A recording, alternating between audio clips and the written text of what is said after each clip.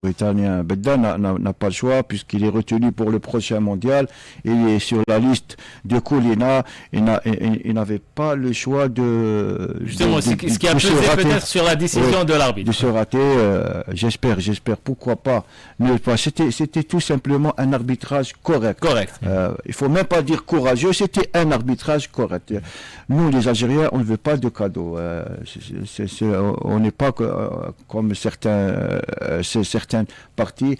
Tout ça, il faut tout simplement nous donner notre droit, ni plus ni moins. Hier, l'arbitrage a été à la hauteur de par ces décisions judicieuses. Il n'y avait pas de situation litigieuse, à l'exception du penalty non sifflé après le retour, avant de consulter la VAR. Mais dans l'ensemble, c'était un arbitrage très correct. J'espère qui sera de même lors de la deuxième manche au Stade du Caire, sous la direction du Gabonais Acho, qui sera le patron au sifflet lors de cette rencontre. J'espère du fond du cœur que Lamine Diaye va rectifier le tir d'ici le 16 mai, puisqu'on va assister à un tout autre match. Et le retour de certains joueurs cadres de cette équipe égyptienne, à l'image du Brésilien Pereza, que avant le match, le club égyptien a annoncé que le joueur ne jouera pas lors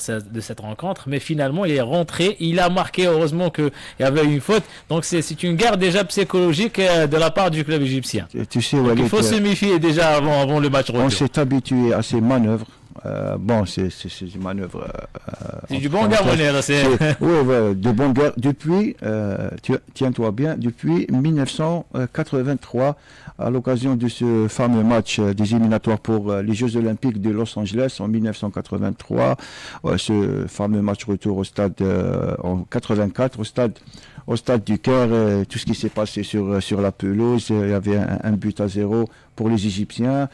À partir de cette date, il y a cette rivalité sportive qui a quand même dépassé ses limites lors de certaines périodes, mais alhamdoulilah, tout est rentré dans l'ordre. Bon, c'est de bonne guerre de cacher son jeu, bien sûr. De cacher son jeu et de cacher ses cartes. Maintenant, c'est à nous de cacher notre jeu. Mais en l'espace de quelques minutes, on a vu ce que ce joueur peut faire sur le terrain. Donc il faut déjà à Lamine Diaye de se méfier de ces deux attaquants donc du Zamalek, Longoulé Francisco et le Brésilien Pereza. Et même El Messi qui fera son second retour, l'un des buteurs de cette équipe, c'est Pereza, c'est 19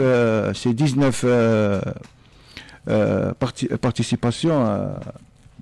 Walid, avec 11 buts et 8 passes décisives avec cette équipe du Zamalek cette saison. Donc pour Mounir, on rappelle que le match retour pour l'USM Alger est prévu samedi prochain au stade international du Caire à partir de 19h heure algérienne. Voilà donc concernant l'USM Alger, bonne chance pour le club algérien. On reste toujours avec le football, mais avant un champion qui vient juste de nous rejoindre. Ils ont remporté il y a quelques jours le championnat d'Algérie de handball. Ryan Abros, joueur de le HBC El Biar. Ryan, bonjour. Bonjour à vous, je remercie la radio internationale pour cette invitation. Félicitations pour ce titre mérité, le premier titre de l'histoire du HBC El Biar. Exactement, c'est le premier titre de l'histoire du HBC El Biar. Premier titre personnel pour moi aussi. C'est une grande fierté en tant qu'enfant du club. C'est une grande fierté pour moi. De gagner ce premier trophée dans l'histoire du club. On va revenir sur le titre et sur le trophée, mais pour terminer avec le football, Mounir, on a parlé de l'USM Alger, on va parler du Mouloudia d'Alger. Le Mouloudia d'Alger a officiellement inscrit une nouvelle page dorée de son histoire en décrochant son 10e titre de champion d'Algérie et rejoignant ainsi son rival le Serre Belouizdad au palmarès des clubs les plus titrés du pays et le 3e de suite pour le Mouloudia Mounir. Un sacre tout simplement historique pour cette équipe mouloudienne qui est en train d'imposer sa mainmise sur le championnat national depuis la saison 2023 2024. Une équipe qui a su dominer le championnat, notamment celui de cette nouvelle saison. Leader depuis le coup d'envoi de cette édition. Le Mouloudia avec ses 20 victoires quand même, avec 62 points. Un titre de champion amplement mérité pour les hommes de Khaled Ben Yahya, malgré ce match nul contre le MB Louis VII à domicile au stade Ali Ammar, mais à la clé il y avait une consécration méritée, il y avait un 3e titre de rang, le Mouloudia est champion avec les statistiques, avec la meilleure défense du championnat, la meilleure ligne d'attaque. Je pense qu'il n'y a pas photo pour cette équipe mouloudienne qui est appelée à... Un 3e titre et un 2e titre pour le revenant Khaled Ben Yahya. Bon, il faut rendre à César ce qui appartient à César quand même. Mokoena a joué pratiquement toute la saison. Toute la saison. Il a laissé l'équipe avec 12 points d'écart quand même. C'est l'un des plus grands artisans de cette consécration. Le Mouloudia avec 2 entraîneurs a décroché ce 10e sacre au grand bonheur de ses supporters qui ont fait la fête et qui vont faire la fête d'ici le match de la semaine prochaine. Malgré un effectif tout simplement modeste par rapport à certains. Justement, pour l'effectif, maintenant le Mouloudia d'Alger qui vise loin, qui vise le titre africain. Et on a dit la saison dernière, il faut une stabilité déjà au niveau du staff technique, mais aussi se renforcer avec des joueurs qui peuvent apporter le plus pour aller le plus loin possible en Ligue des Champions. Et c'est 2 points, deux points évoqués par le président Hazard Jem lors de son intervention juste après le sacre du Mouloudia. Un renfort de choix et de qualité est plus que nécessaire pour cette équipe mouloudienne, notamment au niveau de certains postes. Il a parlé aussi de la stabilité, et c'est à l'exception de la stabilité, je pense sur le plan bon de touche, on a vu quand même 3 entraîneurs différents. On a vu Baumel, on a vu Ben Yahya qui part et qui revient, on a vu Mokoena, mais dans l'ensemble, les résultats sont là. Ben Yahya qui ne fait pas l'unanimité pour le moment mondial, non? Je pense qu'il ne fait pas l'unanimité. Il a donné ce qu'il a pu. Mais est-ce qu'on peut s'attendre à un changement pour l'entraîneur pour la saison prochaine? Je pense qu'il y aura beaucoup de changements, même sur le plan de la barre technique. Il y aura des changements puisque Ben Yahya ne fait désormais plus l'unanimité. Le Mouloudia a besoin d'un souffle nouveau, a besoin de nouvelles idées. Il y a la Ligue des Champions à la clé à partir du mois d'août et du mois de septembre. Le Mouloudia devra désormais viser un autre palier, celui de la Ligue des Champions, où il se doit impérativement de rectifier le tir après son élimination lors de la phase de poule, lors de cette édition, la dernière édition. Le Mouloudia doit revoir certaines choses. Hadjar Jem l'a si bien signalé. Il y aura un bon mercato, comme le souhaitent les milliers de supporters mouloudiens qui exigent tout simplement l'arrivée de joueurs confirmés pour faire face à cette grande rivalité des autres équipes ambitieuses comme l'Ahli qui s'est contenté à 99% de la coupe de la CAF et qui ne sera pas présent lors de la prochaine Ligue des Champions, mais il y aura des prétendants et le Mouloudia doit se préparer convenablement. Voilà donc Mounir, pour terminer avec le football et avec le championnat algérien, le sacre pour le Mouloudia d'Alger, mais pour l'une des places pour les compétitions africaines. Donc il y a l'AGS Sawara, Mouloudia d'Oran, Serbe Belouizdad, Olympique Herbou, CS Constantine. Et donc c'est les 4 clubs qui jouent pour les 2 places qui restent pour la Ligue des Champions et pour la Coupe de la CAF. On va assister à un vrai scénario, surtout lors des 2 dernières journées. Bien sûr, la GS Sawara qui compte un match en moins, l'USM Alger avec 4 matchs en retard. Soyons pragmatiques, je pense à 99% que la JS Sawara et le CR Belouizdad qui vont accompagner le Mouloudia d'Alger sur le podium. La JS Sawara avec un calendrier favorable. Le CR Belouizdad avec ses matchs en retard et après sa belle victoire, la belle victoire ramenée de Bijaya face à Arbo qui avait un joker de luxe lors de cette rencontre mais qui l'a brûlé face au Shabab. Le CRB a plus de chances de terminer à la 2e place, tout comme la JS Sawara. On va assister Walid à une très belle finale au stade du 20 août de Béchar entre la JS Sawara et le CR Belouizdad pour justement cette 2e place, mais pour le CSC, non, le CSC est loin de du podium, tout comme l'USM Alger, tout comme Arbo qui a raté sa sortie et par là même une chance pour décrocher le podium. La JS Sawara est en pole position, sauf si le CRB va réaliser le match du siècle au stade du 20 de Béchar en battant cette équipe la GS réputée intraitable à domicile cette saison. Je ne pense pas qu'ils vont rater une chance inouïe pour la 2e place et la Ligue des Champions 4 ans après 4 ans ou 5 ans d'absence.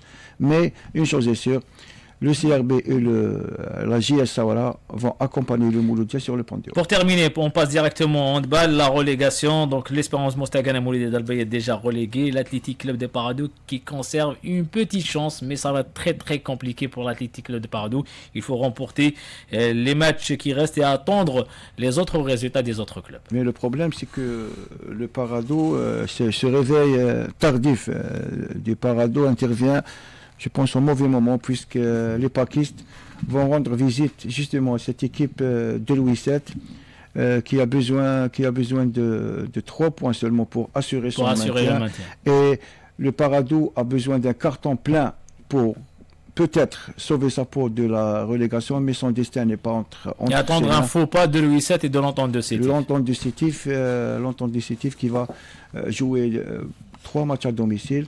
Ou 2 matchs à domicile contre le CR Belouizdad ce mardi, je pense, et le Mouloudia d'Alger vendredi prochain. Je ne pense pas qu'ils vont rater une aussi belle occasion pour décrocher ce point ou une victoire, une éventuelle victoire qui va leur permettre d'assurer officiellement leur maintien.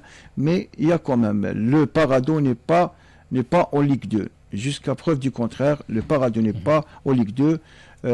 Contrairement à cette équipe du Mouloudia d'Albayet qui a pris le train du palier dès la phase inférieur dès la phase allée, tout comme l'Espérance de Mostaganem. Le Paradou, les joueurs du Paradou ne veulent pas baisser les bras. Ils entendent se batailler ferme lors de leurs 3 dernières rencontres, mais ça sera difficile, surtout avec ce déplacement à Ouargla pour affronter le MB Louis VII. On va suivre bien sûr ce qui reste du championnat professionnel Ligue 1. On passe en handball avec notre invité, le joueur de HBC Elbiar, Ryan Abros, qui n'est pas venu les mains vides aujourd'hui. Il est venu avec le trophée de titre de champion, le premier trophée pour ce club. Déjà, merci Ryan d'avoir ramené ce trophée donc ici dans le studio de Radio Alger International. Une saison exceptionnelle, une saison 2025-2026, une victoire contre l'Olympique Loued qui vous a battu la saison dernière en finale du championnat. Donc c'était un match revanche pour vous, mais aussi un match très important pour décrocher ce titre tant attendu pour ce club. Exactement, on avait à cœur de remporter ce premier titre de championnat d'Algérie au club. En plus, c'était une belle revanche contre cette équipe d'El Oued. Je pense qu'on a fait un match plein, on a appris des erreurs du passé. On a dès l'entame du match, on va dire tué le match à la première mi-temps avec cet écart de 8 buts qui nous a permis d'être beaucoup plus à l'aise. Plus à l'aise pour le reste de la rencontre. Oui, en seconde période. Et ce premier titre qui a été tant attendu par le club, c'est un projet à long terme. Ça fait longtemps que le club travaille là-dessus. Et là, je pense qu'on commence à avoir les titres après cette Coupe d'Algérie la saison passée, la Super Coupe en début de saison.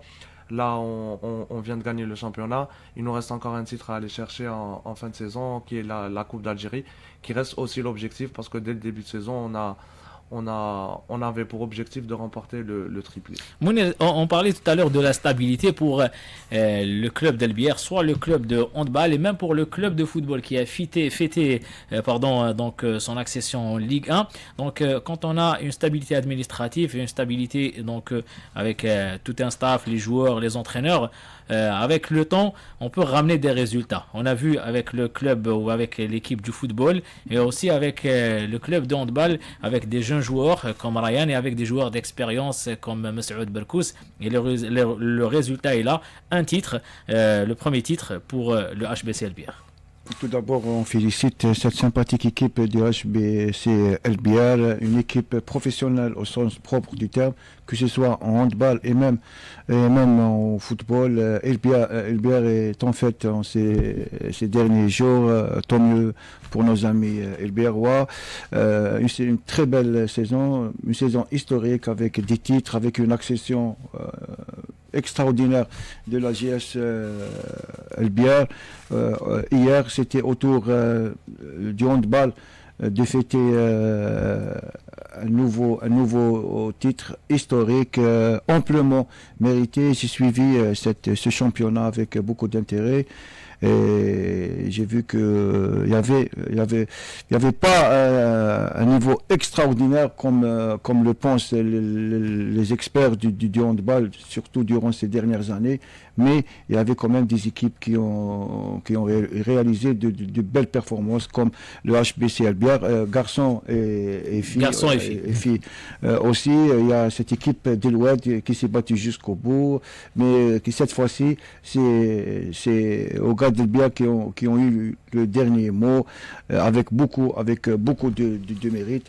Walid, les fruits du professionnalisme, c'est ça les fruits du vrai professionnalisme, quand vous avez une direction qui voit juste et qui dirige juste, voici les résultats, et ils vont très certainement suivre d'autres résultats. Aujourd'hui, Elbière est en fait, j'espère de tout cœur que cette équipe va retrouver la compétition africaine avec un peu plus d'ambition, car c'est le moment de voir une équipe algérienne bousculer la hiérarchie après l'absence. Retrouver un club algérien pour retrouver son statut, parce que le handball algérien. Où est la JS Kikda, où est cette équipe d'Eloued, où est l'équipe de Tlilat, le Mouloudia d'Alger de l'époque, qui se contente de jouer les play-downs. L'équipe la plus titrée d'Afrique qui se retrouve dans cette situation. Voilà, avec 99 titres et même plus, qui se contentent des play-downs. Mais là aussi, on parle de la gestion. Quand il y a une bonne gestion, les résultats suivent. Et voici un exemple de taille devant nous, cette équipe du HBC Elbière qui est en train de réaliser de très bons résultats, et les titres suivent. Justement, Ryan, la saison dernière, vous êtes arrivé en finale des playoffs. Aujourd'hui, vous êtes titré. Comment vous avez vécu déjà la défaite de la saison dernière, et est-ce que c'était un défi pour vous en tant que joueur avec les renforts, surtout après l'arrivée de certains joueurs d'expérience comme Messoud Berkous et Abdallah Belmeni, qui vous aident beaucoup Moi personnellement, j'étais pas présent la saison dernière, mais j'avais vécu le match depuis les tribunes. J'avais une petite expérience à l'étranger. Bien sûr, des joueurs comme Messoud Berkous, des Abdallah Belmeni, c'est des joueurs de grande envergure qui nous aident beaucoup sur le terrain, en dehors du terrain. Ils nous apportent beaucoup, ils apportent beaucoup au groupe. Moi, en tant qu'enfant du club, enfant du HBC Elbière, c'est une grande fierté pour moi de remporter ce premier titre. Pour vous, que vous n'étiez pas là la saison dernière, donc vous êtes revenu pour aider le club également. Bien sûr, c'est mon club d'enfance. J'ai grandi dans ce club-là, où j'ai fait toute ma formation à Elbière. Je remercie le club, je remercie le président, je remercie les entraîneurs, staff technique, staff administratif.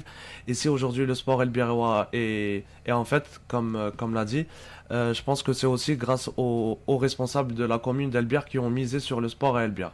Aujourd'hui, on a le football, le handball masculin, le handball féminin, toutes les catégories jeunes du handball. On a le judo aussi à Elbière qui revient. Et je pense que c'est, comme je l'ai dit, grâce aux responsables d'Elbière, de la commune d'Elbière, que je remercie pour leur soutien. Mounir, il a donné des exemples, surtout pour les jeunes catégories. Donc, quand on veut former et on veut travailler sur la formation, on arrive à des résultats. Et voilà le résultat. Un joueur qui a fait toutes ses Il est jeune, Ryan, donc pour dire. Oui, il a fait toutes ses classes. Non, Elbière, ça devient une équipe qui a cette culture de former, cette culture de faire preuve d'ambition. Et on parle beaucoup de formation pour le football, pour les différentes disciplines. C'est peut-être le sujet le plus utilisé lors de toutes les émissions sportives. On parle de formation, mais la réalité du terrain est autre chose. Personne n'agit. Voilà. Mais concernant cette équipe d'Elbière, je pense que, comme je l'ai dit tout à l'heure, ils ont vu juste, ils ont bien investi sur la formation et les résultats sont là. Il y a aussi la Coupe d'Algérie, vous êtes toujours en lice, non? C'est exactement ça. Ils vont disputer la finale de la Coupe d'Algérie. On est encore en quart de finale, mais ils visent la finale pour remporter le titre. CLB Milan. Et nous, notre objectif, c'est le triplé, Inch'Allah, en fin de saison. Et voilà une équipe qui fait preuve d'ambition. Donc il y a un projet dès le début de saison, un projet d'arriver à un résultat, donc viser le maximum de titres, et pourquoi pas rafler tous les titres nationaux. Reconquérir l'Afrique, pourquoi pas. Exactement. On veut voir cette équipe d'Elbière sur le plan africain. Pardon. Justement, Ryan, restez avec nous. On parlait du Mouloudia d'Alger tout à l'heure, Mounir Bankassi, et nous avons avec nous le président du conseil d'administration du Mouloudia d'Alger, Monsieur Hadjarjem. Monsieur Hadjarjem, bonjour. Bonjour. Merci d'avoir accepté notre invitation, Monsieur Hadjarjem. Anam. Merci d'avoir accepté notre invitation sur Radio Alger International. Avec plaisir. Donc tout d'abord, on vous félicite, Monsieur Hadjarjem, pour ce titre, le 3e de suite et le 10e dans l'histoire du club algérien. Non, d'abord, il faut féliciter les joueurs, le staff technique et tous les travailleurs du Mouloudia Club d'Alger. Et sans oublier le grand public du Mouloudia, parce que le public du Mouloudia a beaucoup donné pour ce club et pour les joueurs. Et c'était vraiment à la fin un exploit pour tout le monde, quoi. Monsieur Hadjarjem, beaucoup pensent que le titre était facile pour vous. Vous avez dominé le championnat, mais sur le terrain, c'était très compliqué face à des équipes qui jouaient également pour le titre, à l'image de la GS Saoura, le CR Belouizdad, le Mouloudia d'Oran. Donc, décrocher le titre à 2 journées de la fin, c'est très important et c'est un exploit pour le club. Non, dans la vie, rien n'est facile. Pour dire gagner un 3e titre, c'est facile. C'était vraiment dur. Et c'est grâce au mental aussi des joueurs et de tout le staff, staff technique, le staff médical et tout le monde au sein du club. Sincèrement, c'est beaucoup plus la stabilité à tous les niveaux. C'est le maintien des joueurs expérimentés, le staff technique qui a beaucoup travaillé sur le mental, parce que, comme vous savez, cette année, il n'y a pas eu de trêve.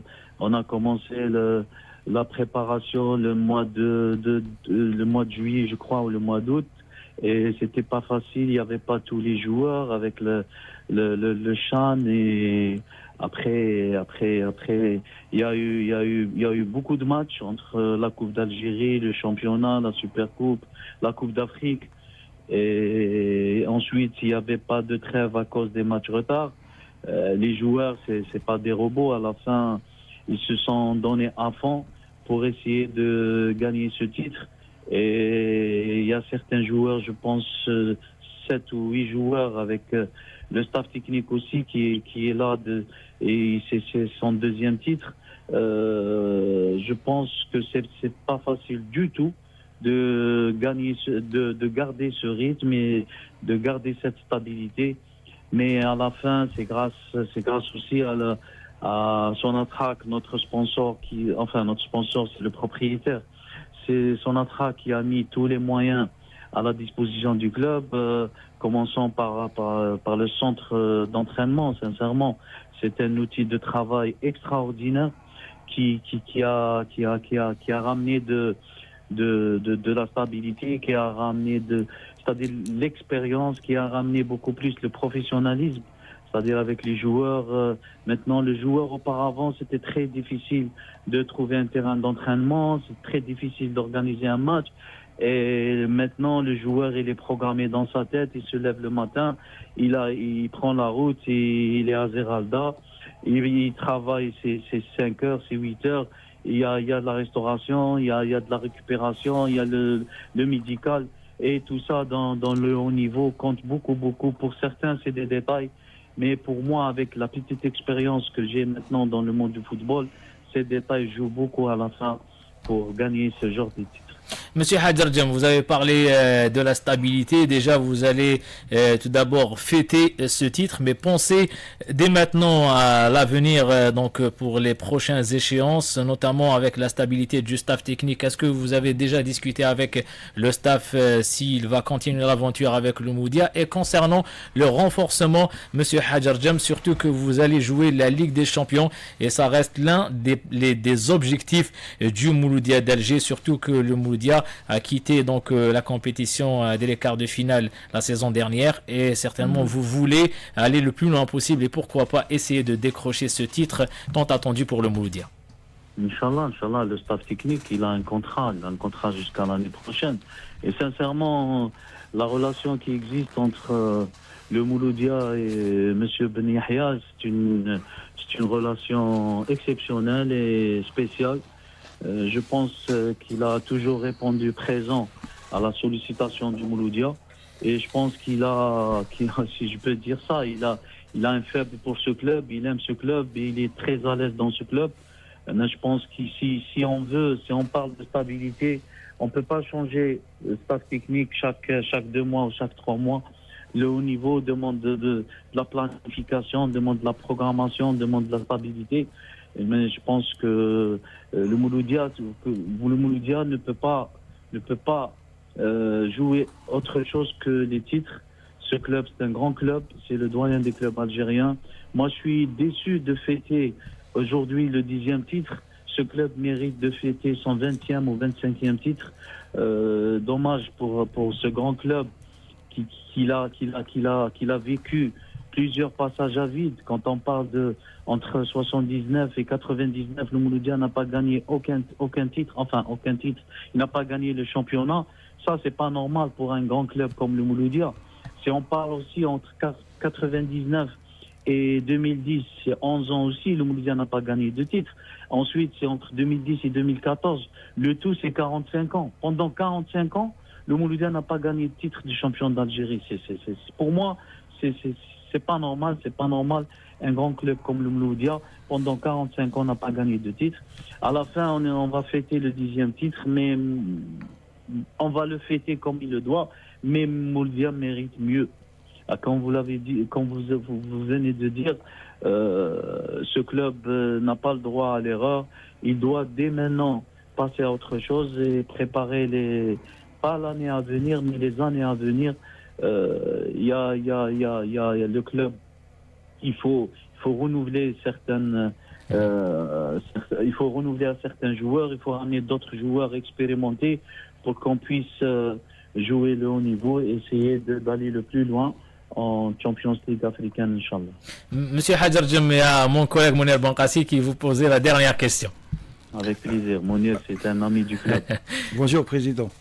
Bonjour Mounir, ça va? Tout d'abord, alhamdoulilah, félicitations, un grand bravo à tout le monde, à la direction, aux différents staffs, aux joueurs, au grand public du Mouloudia.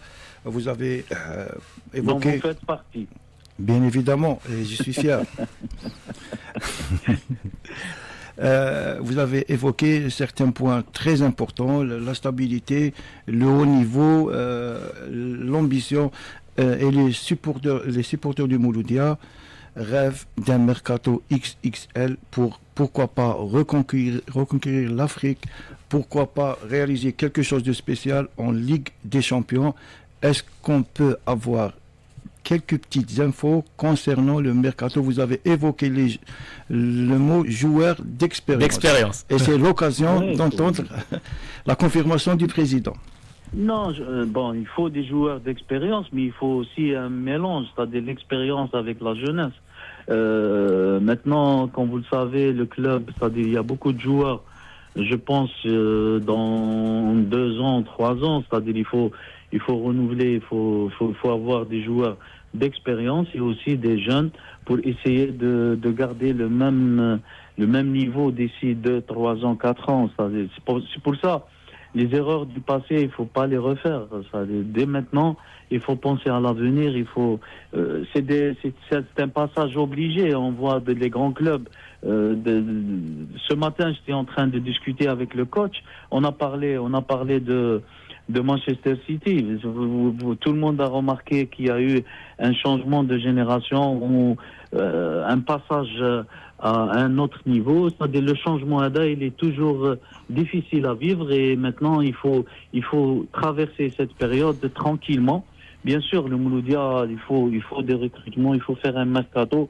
On va pas dire XXL, mais il faut un mercato digne d'un grand club comme le Mouloudia. Monsieur Hadjar Djem, président du conseil d'administration du Mouloudia d'Alger, merci beaucoup et on vous souhaite d'autres succès avec le Mouloudia. C'est moi. Merci. Merci, à très bientôt. Merci beaucoup. Merci. Voilà, donc c'était Monsieur Hadjar Djem.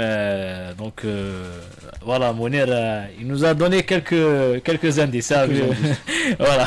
Bon, il nous reste quelques minutes, on va les terminer avec Ryan Abros. Ryan, voilà, donc maintenant le titre est pour vous, pour le HBC Bière en handball.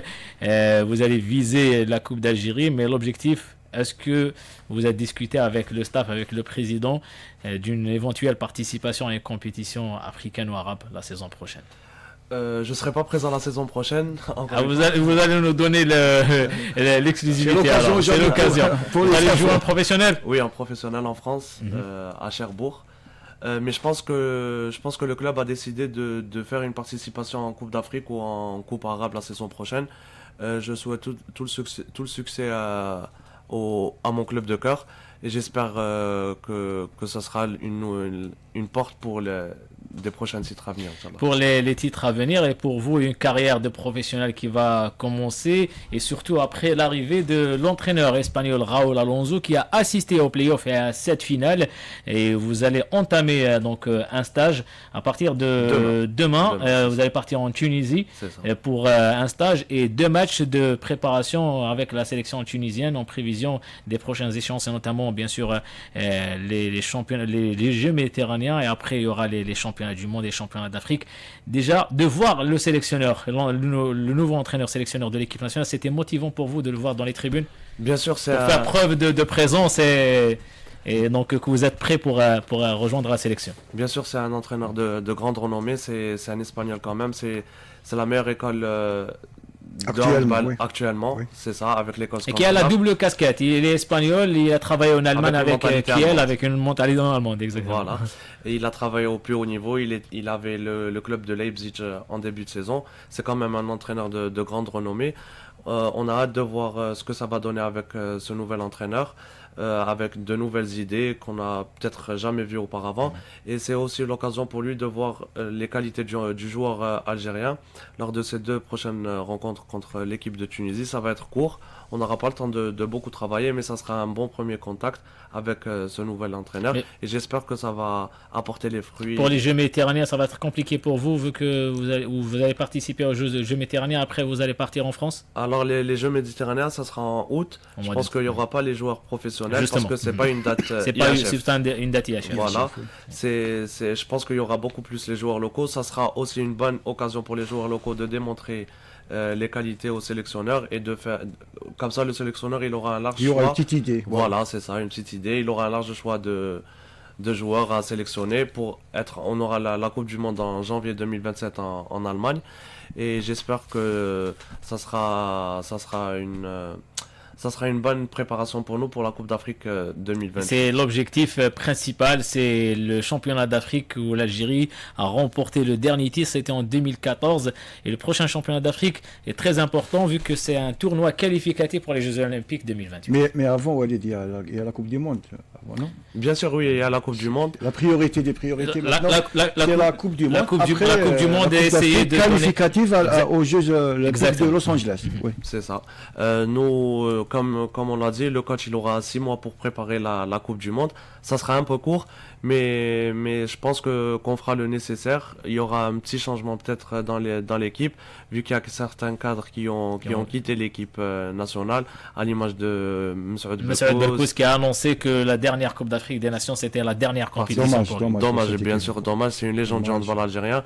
Je pense qu'il mérite une reconnaissance. Il a beaucoup donné en handball algérien. C'était le seul joueur d'ailleurs à avoir remporté la dernière Coupe d'Afrique 2014. D'ailleurs, on l'a vu, j'ai assisté à la finale. Malgré qu'il n'a pas joué, il est resté sur le banc. Il nous a encouragé, il a donné les conseils. C'était le deuxième entraîneur de cette équipe d'Albière. Voilà, il y avait Hicham Kabesh aussi qui a annoncé sa retraite. Je pense que maintenant, il y a les jeunes qui vont venir. On doit travailler beaucoup plus, on doit travailler davantage. On doit essayer de s'intégrer au projet de jeu de ce nouvel entraîneur, à une nouvelle philosophie de jeu. Et pourquoi pas être prêt au Mondial 2027. On espère être prêt pour le Mondial 2027 et pourquoi pas essayer de décrocher ce titre africain tant attendu, surtout avec une grande équipe égyptienne qui domine ces dernières années. Il nous reste 30 secondes, un dernier mot peut-être Ryan. Je remercie la radio internationale pour cette invitation et il y avait un entraîneur à El Biar qui est décédé. Et on a assisté à une minute de silence. Qui était décédé cette semaine. C'était un entraîneur, un formateur, un éducateur. Rabbi yarhamou inchallah wa Rabbi yaghfir lahu inchallah. On vous souhaite bonne chance pour votre carrière, pour vos études également. Exactement, c'est ça. Inch'Allah, Rabbi yahfidk. Merci beaucoup. Merci beaucoup, Ryan Abarousse, joueur du HBC El Biar, donc du handball et de la sélection algérienne de handball. Mounir Benkassi, merci beaucoup. Merci Walid, on souhaite bonne chance à notre ami Ryan. Félicitations à Mouloudia pour son 10e titre et un grand bravo pour la belle victoire de l'USMA en attendant le sacre africain, Inch'Allah, le 16 mai prochain au Stade du Caire. Inch'Allah pour l'USM Alger. Merci également pour M. Hajar Djem, président du conseil d'administration du Mouloudia d'Alger qui était avec nous en direct. Merci à l'équipe qui nous a accompagnés aujourd'hui. Hajara au streaming, Nora à la réalisation, Sharafuddin à la barre technique et Nesrine à la régie. Restez branchés sur Radio Algérie International. Rendez-vous dimanche prochain avec Smaïl Korso, toujours sur Radio Algérie International. Au revoir.